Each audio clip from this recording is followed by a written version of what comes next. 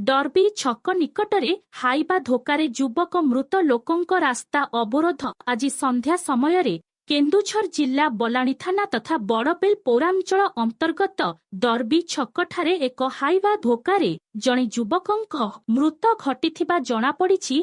युवकंक परिचय वर्तमान सुद्धा मिलिपारि नाही। मिलिथिबा सूचना अनुसारे उक्त युवक बाइक रे जाउथिबा समयरे बड़बिलरु बलाणी अभिमुखे जाउथिबा एक हाइवा तांकु धोका देइथिला फलरे घटनास्थଳରେ युवकंक मृत्यु घटिथिला। एही घटनारे दुर्घटना घटेइथिबा टी अटक रखिथिबा बेले उत्तेजित लोकमाने क्षतिपूरण दाबी नेई रास्ता अवरोध करिथबार जणा पड़िछि। घटनास्थଳରେ अम्बुलांस एवं पुलिस पहुंचिथिबा बेले लोकमाने शव उठेई न देबा पई जिदरे बसिथिबार देखा जाइछि।